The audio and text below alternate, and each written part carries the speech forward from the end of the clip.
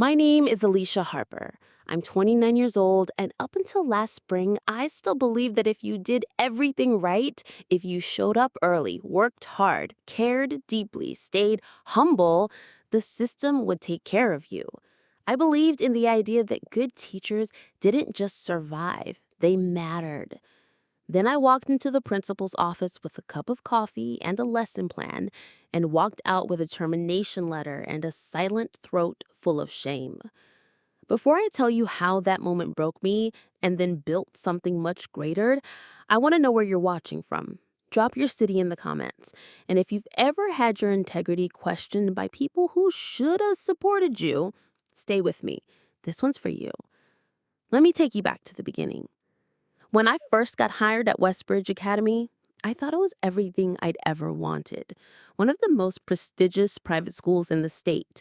Stone buildings, embroidered uniforms, parents with names that opened doors. Their literature program was rigorous, their standards high. And when I got the offer, I thought it meant I'd finally been seen. I was wrong. From the moment I walked into the staff lounge, I could feel the difference. The way the other teachers scanned me like I didn't belong, like I was someone who slipped through the cracks of tradition. Maybe because I was younger. Maybe because I had ideas. Or maybe because I didn't sound like them, didn't dress like them, didn't shrink like them. New hire? A woman asked as I poured coffee from a silver pot. I turned, smiled, offered my hand. Alicia Harper, I will be teaching 9th and 10th grade English. She looked at my hand, but didn't take it. You're replacing Mrs. Pennington, she said with a voice like frost. I am. Big shoes to fill. She didn't laugh. Don't try to reinvent the wheel. Her name was Cynthia Blake, department head, and Westbridge's unspoken queen. The message was clear. Stay in line, follow the grinder, speak when spoken to, and above all, don't outshine. But I wasn't there to perform obedience. I was there to teach. So I built the kind of classroom I always wanted as a student. Warm light, open shelves, book choices, autonomy. We read Their Eyes Were Watching God and The House on Mango Street instead of just Of Mice and Me. My students wrote poetry about grief, identity, rage. They debated Holden Caulfield and cried over Toni Morrison. They asked questions that mattered.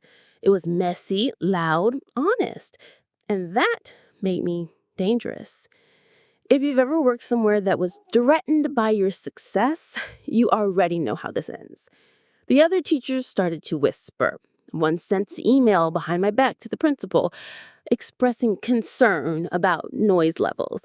Another warned me not to overstimulate the children with too much choice.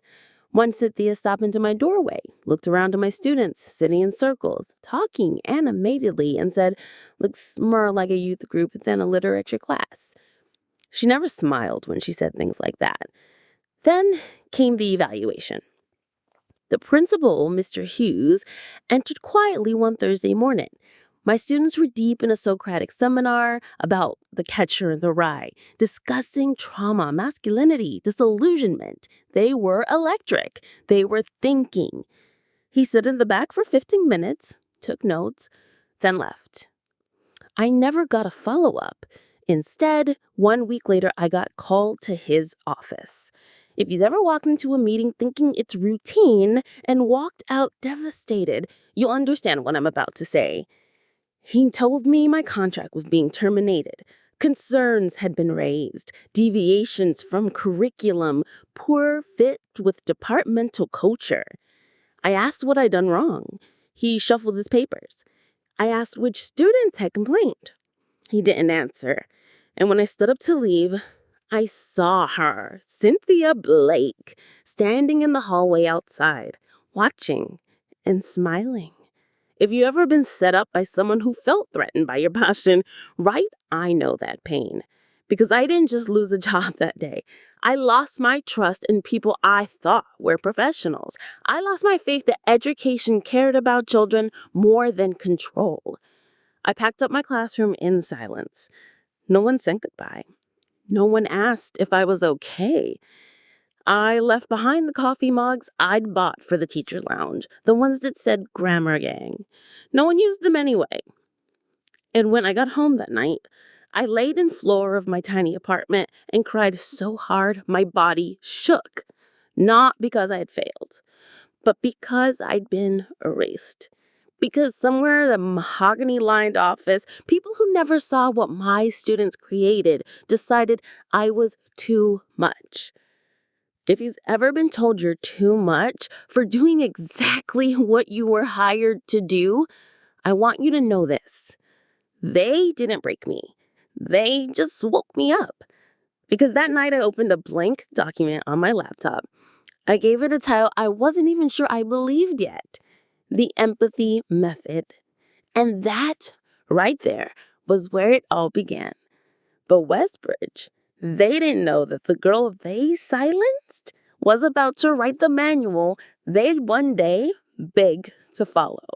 I didn't leave my apartment for 5 days. The first morning after I was fired, I woke up at 6:45 out of habit, still expecting to hear the click of my classroom keys, the shuffle of students in the hallway, the bell that always rang a little too sharp. But there was nothing, just silence. The kind that wraps around your chest and tells you, without words, that something is broken. I stood in the middle of my living room, still in the same clothes I'd worn home from Westbridge, and looked around like I didn't recognize the space. My bookshelf was still stacked with laminated posters I'd planned to hang for next semester. A stack of untouched essays sat on my desk, waiting for comments I'd never write. My name was still scribbled in Sharpie across a box labeled Room 213 Supplies. And somewhere inside that box was a sticky note I'd written a week before. Don't forget to print out extra copies for Jenna. She always loses hers. I sat down on the floor next to that box and didn't move for hours. If you've ever been fired not because you failed, but because someone needed you gone, then you know the kind of ache I'm talking about. It isn't loud. It doesn't shout. It settles. It leaks into your ribs. It tells you that maybe you were foolish to care so much. Maybe you should have just followed the script. On day 2, I turned off my phone, not because people were calling, they weren't. I just didn't want to look at the silence. On day 3, my mom called. I didn't pick up. I couldn't bear the sounds of her trying to find the silver lining. She'd say something like, well, maybe that place wasn't meant for you, or God closes one door. But what if the next door was already locked, too? On day 4, I tried to open my resume. I got as far as writing my name before the panic set in. Who would hire me now? What would I tell them? That I didn't align with the Westbridge's culture?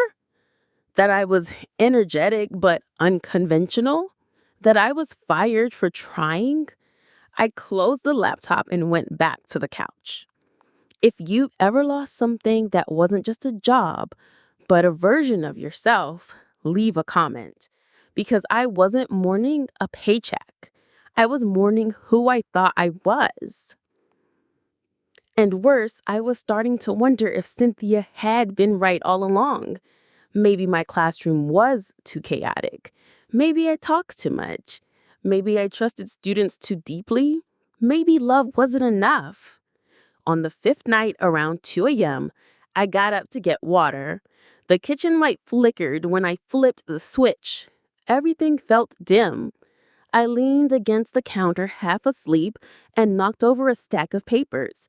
They fell to the floor in a soft cascade, notes, scribbles, lesson ideas. One page landed face up. It was something I'd printed out a year earlier. Student ownership in the literature classroom, a paper I'd written in grad school. Under the title, in my professor's handwriting, this isn't just research, it's vision. I stared at that sentence like it belonged to someone else. And maybe it did.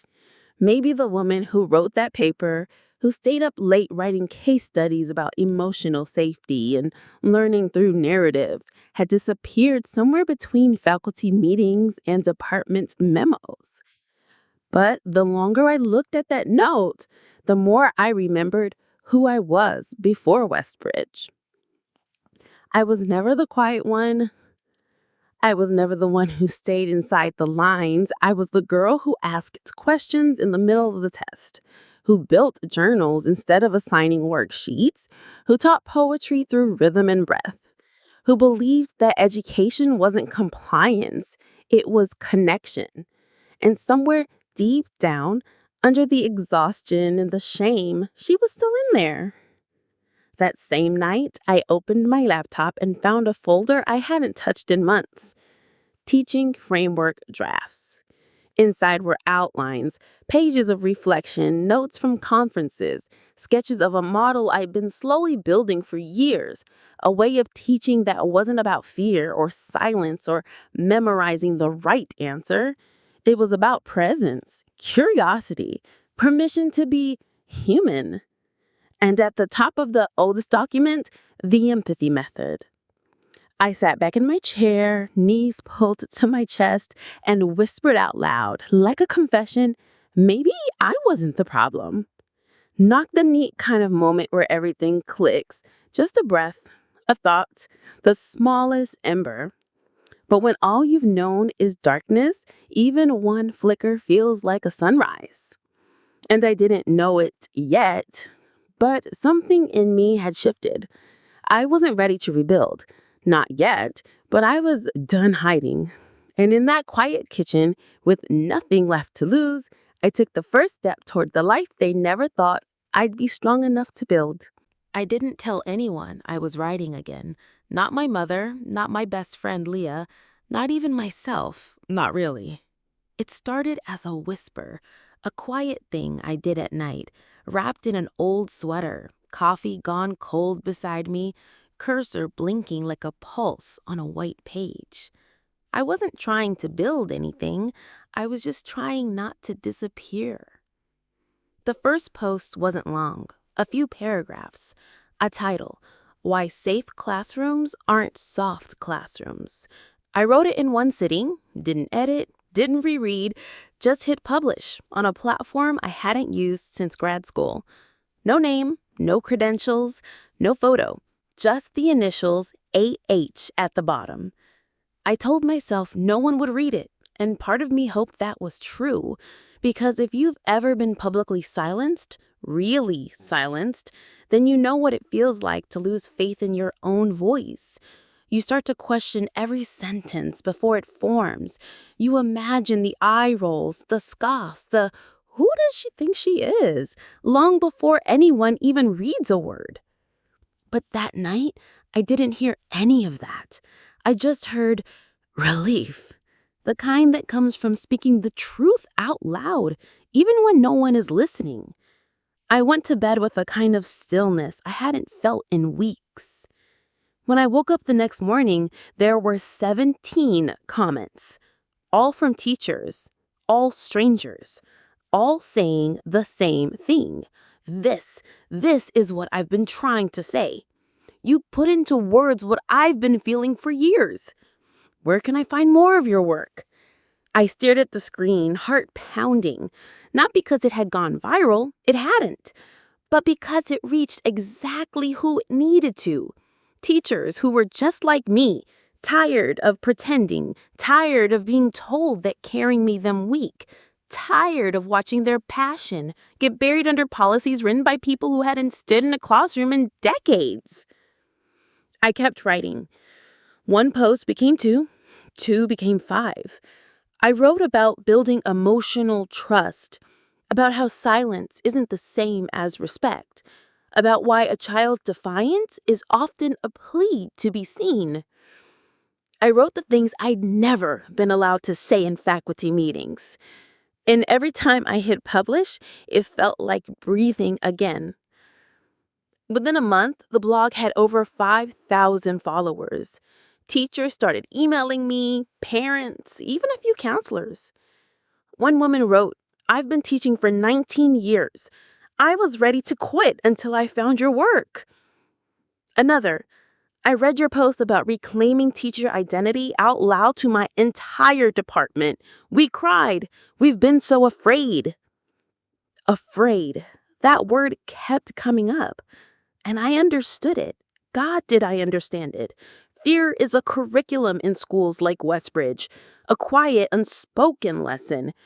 Fear of being called difficult, fear of stepping out of line, fear of being replaced, especially if you're young or idealistic, or worst of all, new. I didn't reply to most of the messages, not because I didn't want to, but because I didn't know what to say yet. I was still rebuilding, still unsure if this was temporary or something real. But I did start saving their words, every single one. I created a folder on my desktop called Not Alone, and every night I read one message before I wrote.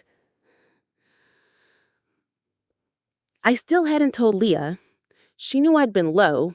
She'd dropped off groceries a few times, always said I looked too pale and that my couch had swallowed me whole. But I wasn't ready to say it out loud, because once I did, it would be real. And real meant vulnerable. But then she called one night and said, "Hey, did you see that article circulating in the Teachers Underground group about emotional learning frameworks?" I froze. "What article?" "I'll send it to you. Some anonymous teacher. Name's just initials. But it's so damn good, Alicia. Like, it feels like you wrote it." I opened the link. There it was. My words. Posted and reshared across 5 Facebook groups. Screenshotted, underlined, highlighted. People were calling it the empathy method. I didn't give it that name, but it stuck. Leah called again. "Alicia, it is you, isn't it?" I didn't answer at first, but then I whispered, "Yeah." There was silence on the line. And then she said, "I knew it. I knew that voice. I've watched you work with kids, remember? This is you. This is you." I think I cried harder in that moment than I did the day Westbridge fired me. Because someone knew. Someone recognized me. Not the damage, not the fallout, not the silence, me. I didn't post again for a week. Not because I was scared, but because something had shifted. Before, I had nothing to lose. Now, for the first time in months, I had something to protect. The first email didn't look like much. It came from a Gmail address with no signature, no title, no company name, just a subject line that said, "Your work." I almost deleted it, but something about the tone, direct, unsure, made me open it. "Hi, I've been following your posts. I'm the curriculum director at a small charter school in Pennsylvania. We've been quietly using pieces of your empathy framework with our 7th and 8th grade classes. Engagement is up. Discipline referrals are down. The kids are different. I don't know if you do consulting or if you even want to, but we'd pay you. We just want you to show our staff how to do this the way you do it. You don't have to come in person. Zoom is fine. Please consider." I read it twice, then a third time. Not because I didn't understand it, but because I didn't believe it. For weeks, I had been writing into a void. Well, not a void exactly, a growing space filled with strangers who resonated with every word. But they were still faceless, digital, distant. This was the first time someone reached through the screen and asked, "Can you come closer?" I didn't answer right away. I walked circles around my apartment for hours, staring at the message on my phone like it was a trick. I kept hearing Cynthia's voice in my head. "Don't try to reinvent the wheel. This isn't how we do things here."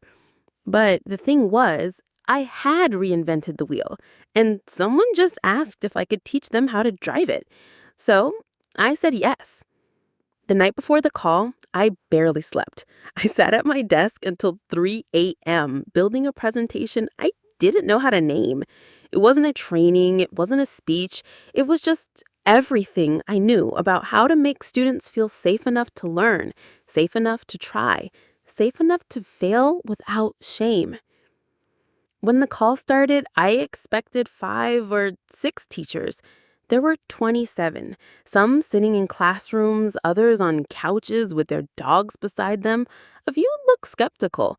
One woman looked like she'd already made up her mind about me before I said a word. But when I spoke, it didn't come from notes. It came from the part of me that never stopped being a teacher, even when I didn't have a classroom. I told them what I'd seen, that discipline issues are often connection issues, that performance is tied to trust, that kids don't thrive when they're managed, they thrive when they're known. For an hour, they just listened. And when it ended, someone unmuted and said quietly, "Thank you. I needed to hear this." Then another. We all did. I ended the call and stared at my reflection in the black screen. It was the first time in months I saw myself again. If you've ever had something you built, something born in pain, finally reach someone else's hands, you know what it does to your spine. You stand differently. Not taller, just truer. I thought that would be the end of it. It wasn't. 3 days later, I got another message, this time from a teacher in Ohio. We used your student reflection journals, and one of my most shut down students wrote something about grief that made me cry. I just wanted you to know. Then another from Texas. My school is asking where I got this framework. Can we credit you publicly? Then another, and another. It didn't go viral the way a tweet does. It didn't explode. It spread like breath. Quiet. Careful. Human. I still hadn't put my name on it. I still signed everything as AH. But one afternoon, I got a tag in a Twitter thread from a prominent education blogger. She called the framework the most compassionate, intelligent model I've seen in years. Then she asked, "Who is AH?" For the first time, I felt the pressure of being anonymous. Not because I wanted credit, but because I knew if I didn't stand beside my own work, someone else eventually would. Leah called me that night. You have to claim this, she said, not even saying hello. You're not just helping teachers now. You're changing how people think about school.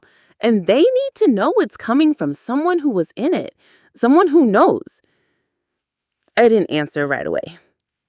Instead, I looked at my bookshelf, at the copies of Beloved and the things they carried, and Speak, at the worn edges and margin notes and underlined passages that had once guided 100 students through their own pain. And I whispered, just to myself, I'm still in it. I always had been. They thought they erased me. But the thing about erasing women like me is we were always writing in permanent ink. I didn't know what would come next. I didn't have a plan, but I felt it now. In my hands, in my lungs. That quiet, undeniable shift when a voice becomes a movement. And this time, I wasn't hiding. I was preparing. It wasn't some grand epiphany. No fireworks, no music swelling in the background, just an ordinary Tuesday morning, the kind where the sky is gray and unbothered, and your coffee's already cold before you remember to drink it. I was sitting cross-legged on the rug in my living room, laptop balanced against my knees, skimming through another batch of messages from teachers I'd never met, but somehow knew deeply. They wrote like survivors, not of war, maybe, but of a system that starved their spirit and called it professionalism. They didn't ask for answers. They just wanted to know they weren't crazy, that they weren't alone. And that, somehow, someone else out there still believed in the work. That morning, I opened an email I almost skipped. It was from a journalist, someone I remembered vaguely from my teaching days, when she'd spoken at a literacy summit. Her subject line was short: feature inquiry, empathy method. Inside, she wrote that she'd been following the rise of my work, that she'd connected the dots between my initials and some of the curriculum pieces she'd seen back when I was still at Westbridge. "I'd love to profile your story," she said, "but only with your permission. If you'd rather remain anonymous, I'll respect that, but I think people need to know who you are." I read it twice. Then I closed the laptop and sat in silence for nearly an hour. I kept thinking about what Cynthia Blake would say if she saw my name on a byline. I thought about Mr. Hughes and how he'd adjust his tie and call it a misunderstanding. I thought about the students I'd left behind, their desks, their stories, their still forming voices. And most of all, I thought about that girl I used to be, the one who stood outside the principal's office with a trembling jaw, clutching a folder full of annotated lesson plans, trying not to cry. What would I say to her now? Would I tell her that hiding had served its purpose? That maybe healing needs privacy, but leadership doesn't? That sometimes the only way to reclaim your narrative is to write it with your name at the top? I didn't decide right away. It took me 2 more days, 3 sleepless nights, and a long walk through my old neighborhood. Past the school I couldn't enter without my stomach tightening. Past the coffee shop where I used to sit grading papers on Sunday nights. Past the bench where I'd once cried into my scarf when the world fell apart. Then I opened my email and typed, "Yes, I'll do it." The article was published 1 week later. I didn't look at my phone the morning it came out. I turned off notifications, closed all the tabs. I didn't need to see what people were saying. Not yet. I just needed to know that it was out there. That my name, Alicia Harper, was no longer something I had to separate from my work in order for it to be taken seriously. By noon, the messages started pouring in. Not just from teachers this time, parents, administrators, former students. One wrote, "I knew it was you. I never forgot how you made us feel safe, even when we didn't know how to say it." Another said, "I taught down the hall from you at Westbridge. I didn't speak up.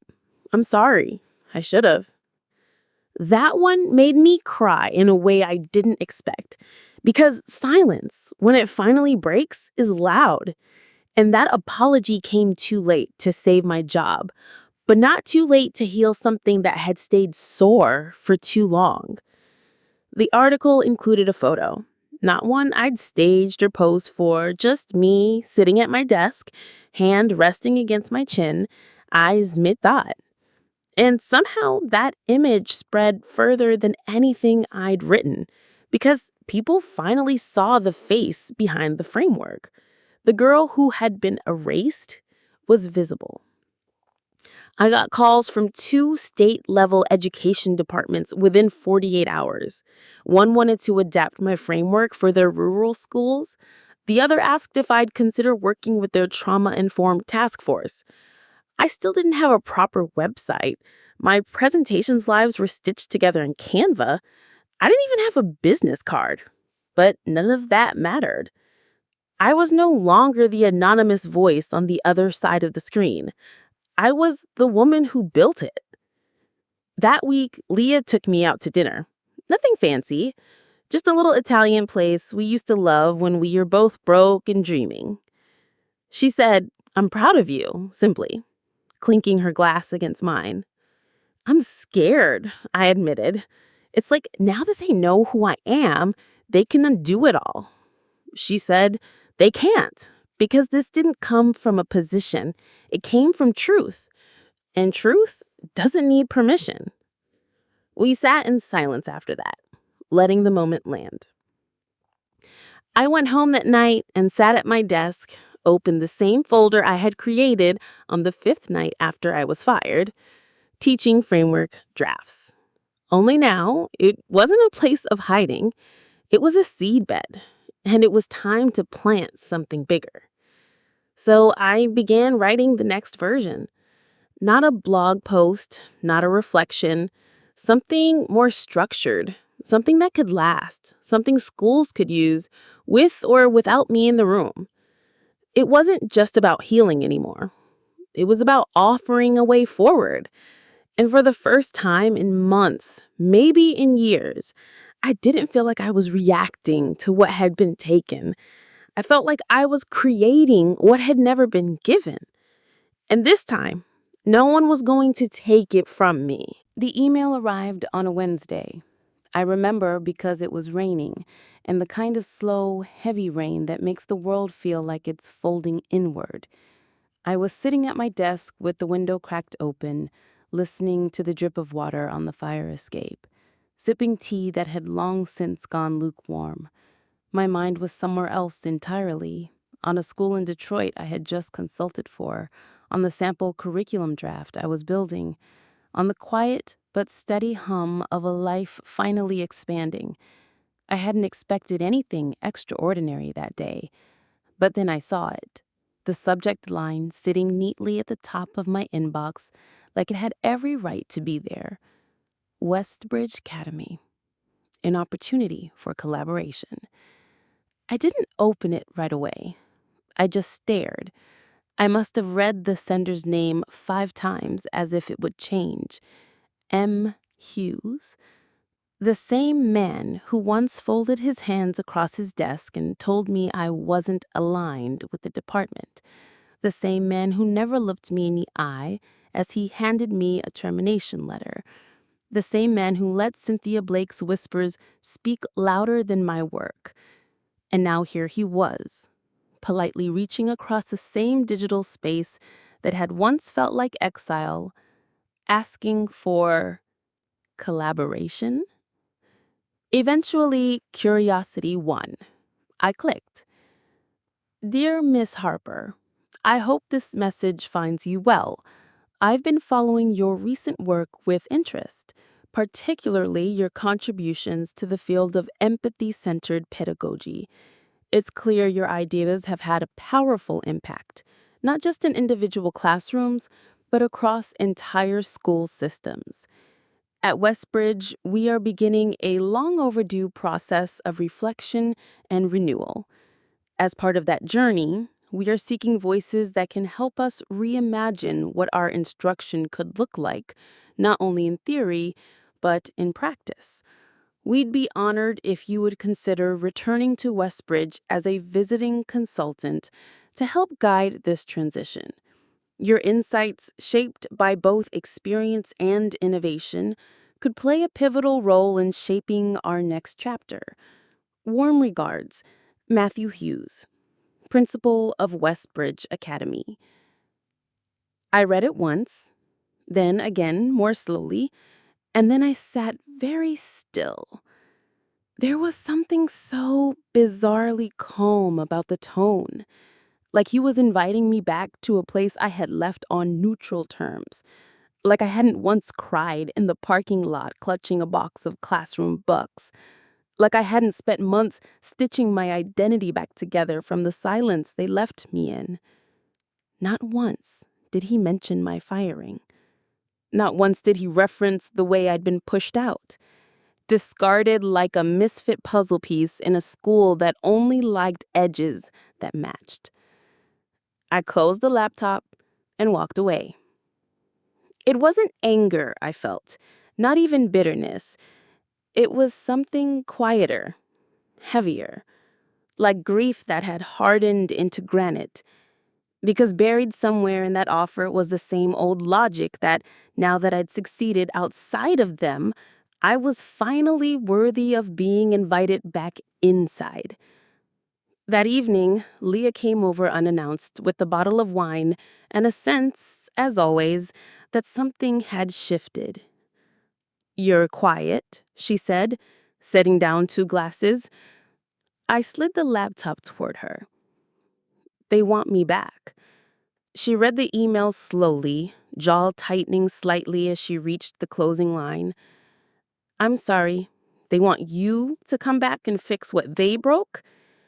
I didn't answer. She already knew. Are you going to do it? She asked, softer this time. I don't know, I said truthfully. Part of me wants to delete the email. Another part of me wants to march in there and say everything I didn't say the day they fired me. She looked at me carefully. And the rest of you? I stared out the window, watched the rain trail down the glass in crooked lines. The rest of me wants to know what it feels like to walk back into that building, not because I have to, but because I choose to. Not to prove anything, not to beg for recognition, but to walk through the same door they once locked behind me, this time with the keys in my own pocket. She didn't speak. She just reached for my hand and squeezed.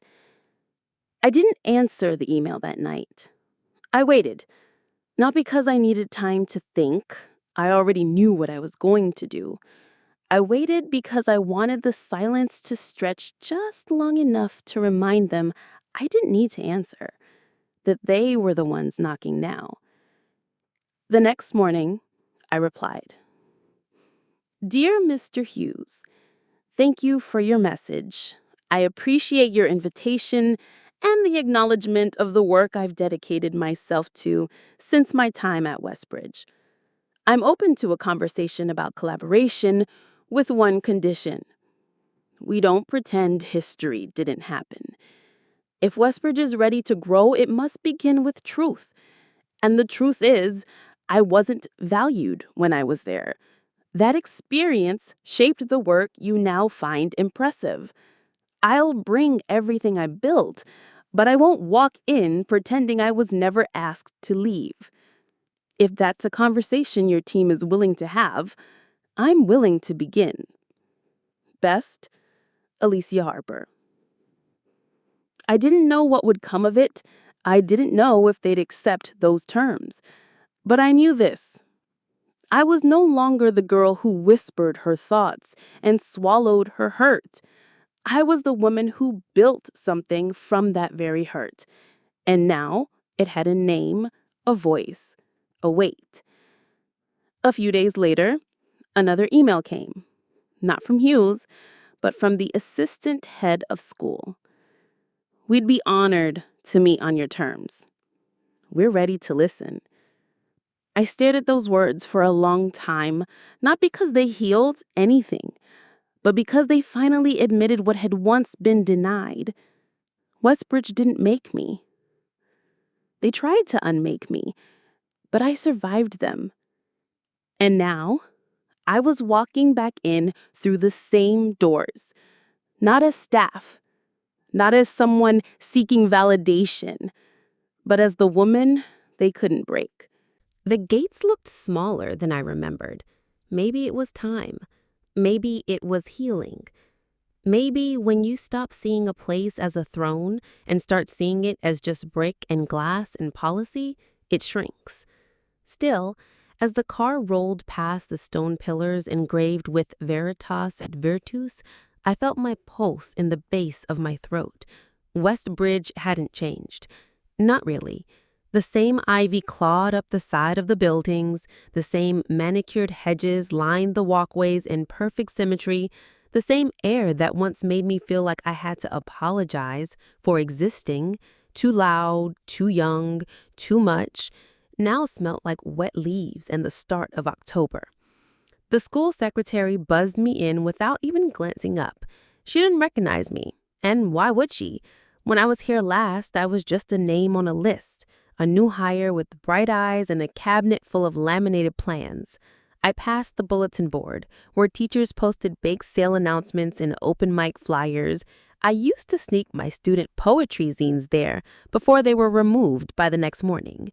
Now, the board was covered with schedules, test prep timelines, and the printed copy of core values. I paused for a second, read the bolded phrases: excellence, discipline, tradition. Not a single mention of joy, not a single word about care. A young man from administration greeted me at the main office and led me upstairs. As we walked, the sounds came back in waves. The muted thud, classroom doors closing, the distant hum of a projector turning on, the sharp laughter of students exchanging something quickly before a bell. I knew this rhythm.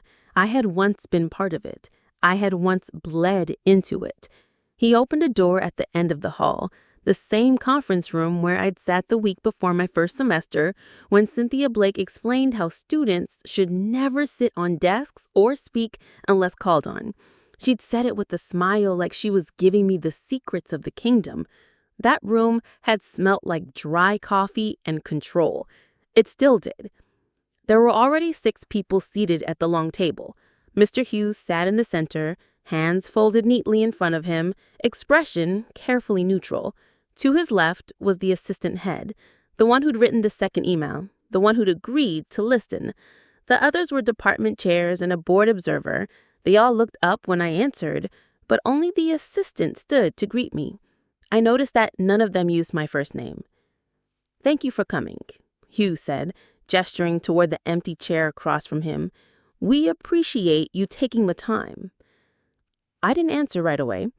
I placed my folder on the table, sat down slowly, and let the silence breathe. Let them feel it, the weight of my presence, the space I now occupied that once didn't belong to me.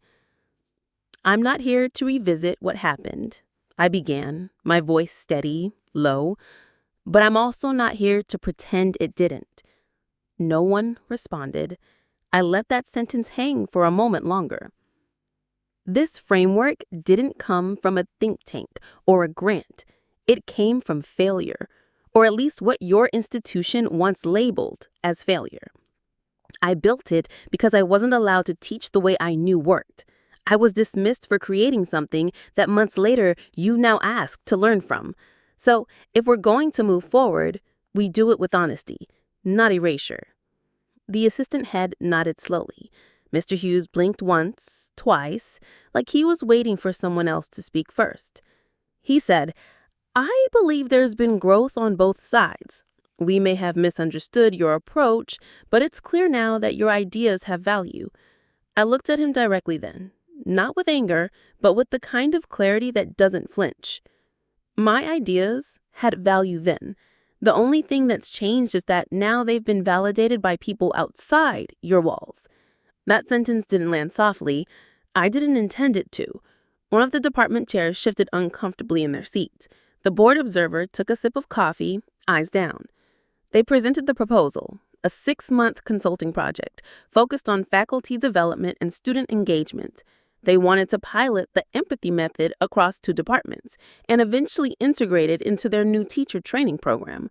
They said the right things. They spoke about modernizing instruction, about building emotional intelligence into academic rigor.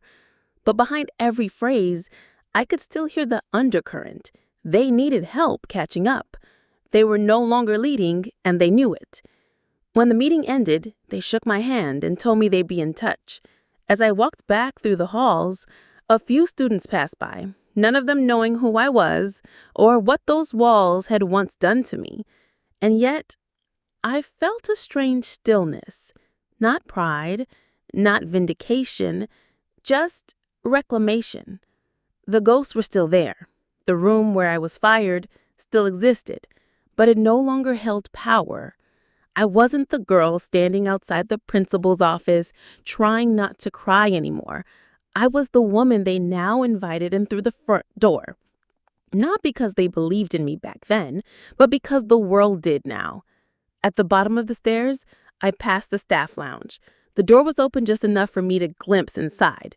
Cynthia Blake was there, hair pinned exactly the way I remembered, voice crisp, precise, filling the room. She didn't see me, or maybe she did, and chose to not react. Either way, I didn't stop walking. Some people never change. And some of us do, not because they let us, but because they couldn't stop us. The auditorium lights were low, but warm, casting a golden sheen across the rows of polished wooden chairs. On the walls hung framed black and white photos of alumni who had gone on to do impressive, measurable things. Senators, surgeons, corporate executives. No artists, no teachers. I stood just off stage, behind the curtain, listening to the low murmur of voices filling the space. Some teachers, some parents, some board members. Most of them didn't know me.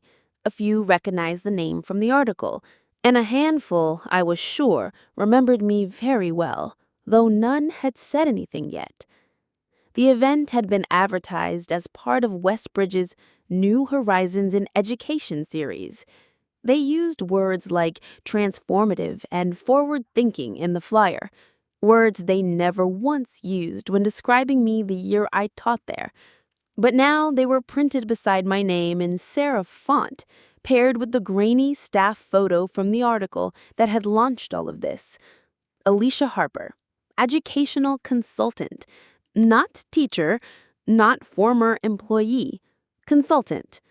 I wondered, briefly, how long it took them to decide on that word, something polished enough to make them feel safe, but vague enough to avoid saying what was true, that I was once the woman they didn't want. I had been invited to present on the empathy method, to walk the Westbridge community through the same framework that was now being discussed at state-level summits. It wasn't the first time I'd spoken in front of a crowd, not even the largest, but this one was different. These walls remembered me, not as the woman I had become, but as the problem they'd removed, and now they were back to listen. As I stepped onto the stage, the hush was immediate. I walked slowly, without apology, without hurry. I knew who I was now. I no longer needed anyone in that room to confirm it for me. The podium had already been adjusted to my height. The screen behind me flickered with the title slide of my presentation. Empathy is not a weakness, reclaiming connection in the classroom. No one clapped. Not yet. But I didn't need applause. I had something louder. Their attention. I began not with data, but with a story. I once had a student who refused to speak, not because he didn't know the answers, but because he didn't trust the space. He told me, one afternoon after class, that teachers asked them questions like traps, not invitations. That when he got them wrong, they didn't ask why. They just moved on, marked the paper, docked the point. The room was silent. I changed my approach after that. I stopped grading first drafts. I started asking more questions than I answered. I stopped calling participation a number. And over time, he started speaking. Not because I demanded it, but because I built something safe enough for him to try. I didn't name the student. I didn't say it had happened here. I didn't need to. As I moved through the presentation, the room softened. Teachers leaned forward. Parents exchanged looks. A few wrote things down. I saw Cynthia Blake seated in the third row from the back, arms crossed, expression unreadable. She didn't blink as I quoted a line from one of the training packets I had once drafted. The same packet she had once tossed in the trash when she thought I wasn't looking. But this time, she didn't get to interrupt. This time, they were listening to me. And when I finished, when I closed my final slide and looked out across the room, the silence lingered in a different way. Not heavy, not awkward, present. And then the applause.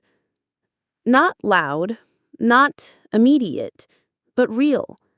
It started with the woman I didn't know sitting near the front, then the man beside her, then the whole row, and eventually the room. Afterward, there was a reception in the library. White wine in plastic cups, trays of fruit, conversations in low tones. A few teachers approached me cautiously, saying they'd followed my writing for months, saying they were so glad Westbridge brought you back. I smiled, said thank you, let them talk. I didn't ask where they'd been when I needed a voice to stand beside mine. That wasn't what tonight was for.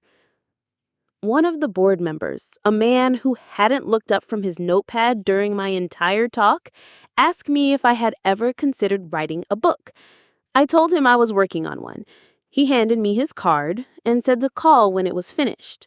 Two younger teachers asked if they could implement some of my ideas before the pilot officially launched. I told them yes, and that I'd send them the updated templates. I watched their faces light up like someone had just opened a window they hadn't realized was locked. But the moment that stayed with me didn't come from any of them. It came from a student. A girl, maybe 15 or maybe 16, approached quietly from the far side of the room. She wore a Westbridge uniform, blazer too big for her shoulders, hands clasped in front of her. "You're Miss Harper?" she asked softly. I nodded. She hesitated, then said, "I just wanted to say thank you. I didn't know you used to work here, but when you talked about that student who didn't speak, that's how I feel, every day." I looked at her, really looked at her, and saw the weight behind her eyes, the loneliness, the sharp awareness that no one saw her yet.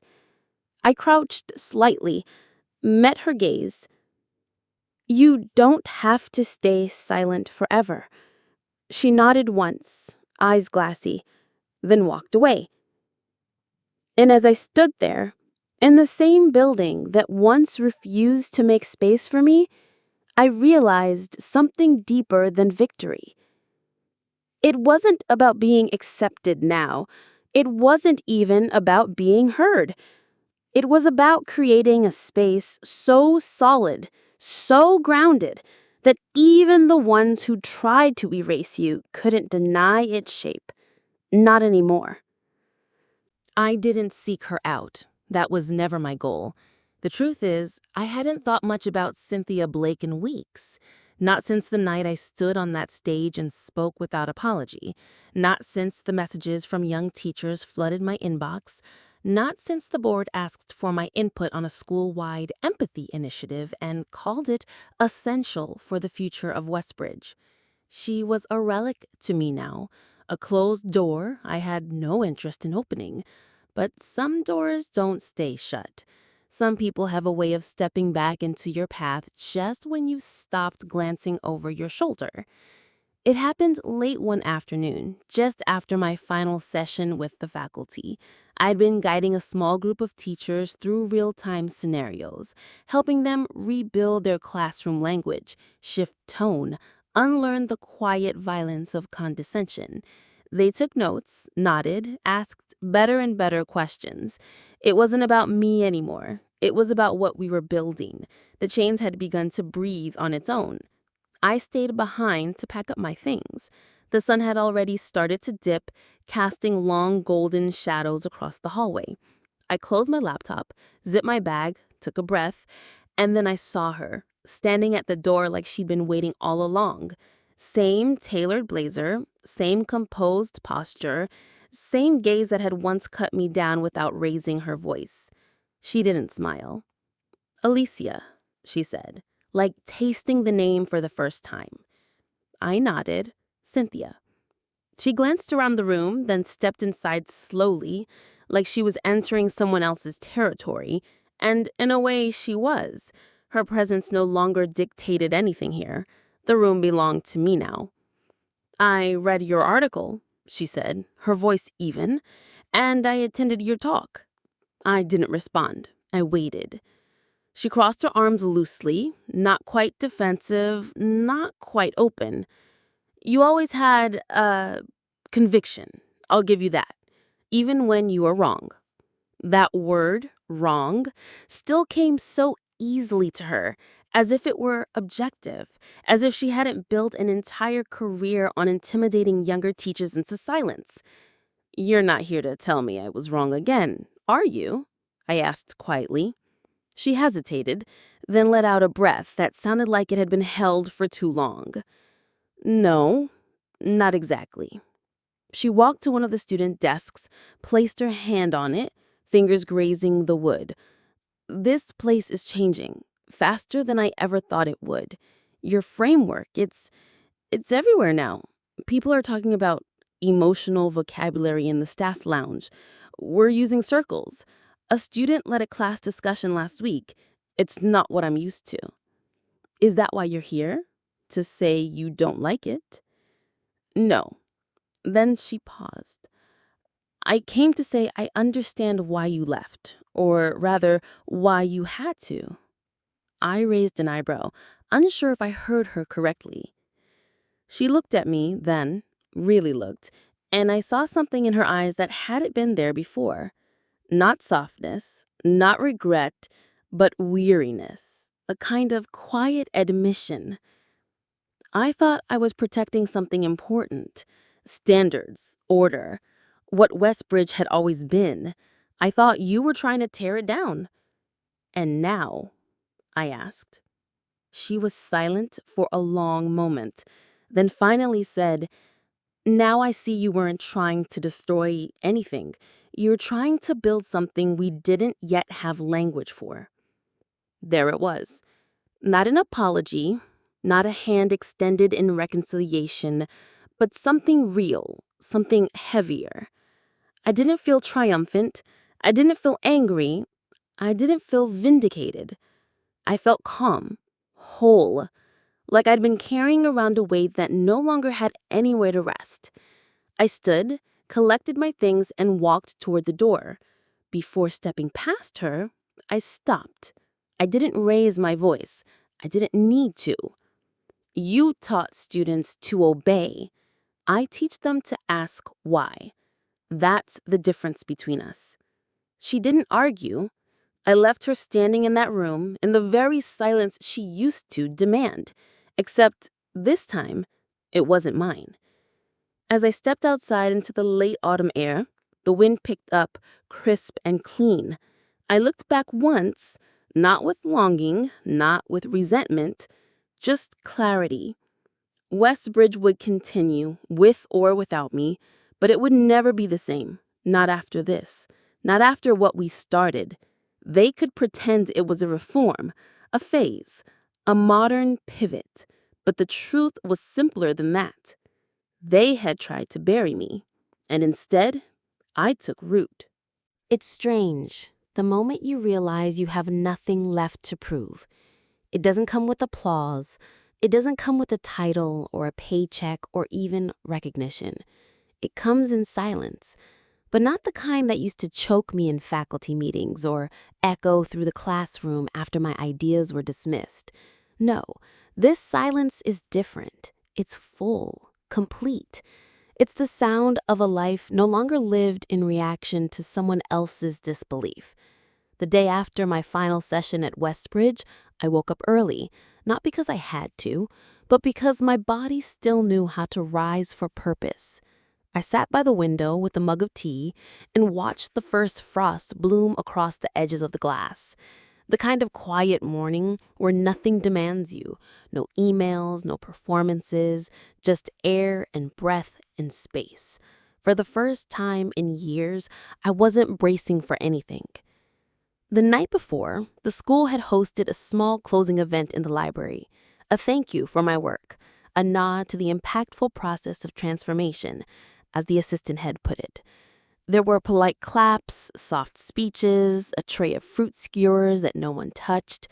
Mr. Hughes shook my hand with rehearsed formality, careful not to say too much. Cynthia didn't attend. I didn't expect her to, but I did see a few of the younger teachers. The ones who used to keep their heads down, standing taller, asking sharper questions, defending each other in ways that reminded me this wasn't about me anymore. This was bigger. I had become the crack in the wall, and now the light was pouring in. On the way out, one of the students I'd met earlier, the quiet girl with the oversized blazer, handed me a folded piece of paper. She didn't say anything, just pressed it into my palm and walked off into the crowd. I didn't read it until I got home. It said, When I speak in class now, I feel like I'm allowed to be wrong without it meaning I'm stupid. Thank you for making that possible. I think I want to be a teacher one day. M. I read it 3 times, not because I didn't understand, but because I did. Completely. It was never about saving anyone. It was about building spaces where people could save themselves. That's what I had needed at 26. That's what she just found at 16. And maybe that's enough. A week later, I packed up my apartment.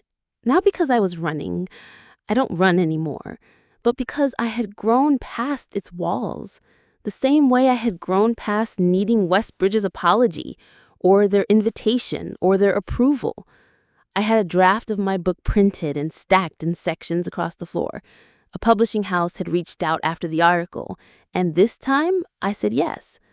It wouldn't be a manifesto, it wouldn't be theory, it would be stories, real ones.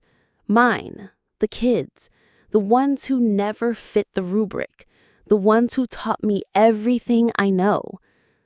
Leah helped me carry boxes down to the curb. She didn't ask where I was going next. She just hugged me, hard and long, like she knew I wouldn't be back, not in the same way. Before I locked the door one last time, I stood in the middle of that tiny living room, the same place where I once curled up on the floor, too ashamed to call myself a teacher, and I whispered, "Thank you." Not to the walls, not to the memories, but to the girl that I had been, the one who stayed, who wrote anyway, who said yes to her own voice when no one else did. People always ask me now, at conferences and interviews, during trainings, what made you keep going? And I never really know how to answer it, because it wasn't some deep courage. It wasn't resilience in the way they imagine it. It was something quieter, smaller. I just didn't want to disappear. That's all. And maybe in the end, that's what this was really about. Refusing to vanish. Refusing to let the room fall quiet when you know you have something worth saying. Refusing to let someone else's limitations decide your shape. I'm not the teacher who was fired anymore. I'm not the woman who had to fight to be heard. I'm just someone who built something true. And the beautiful thing about truth, it doesn't need to knock. It becomes the room. And now I live in it. Fully. Freely. Finally.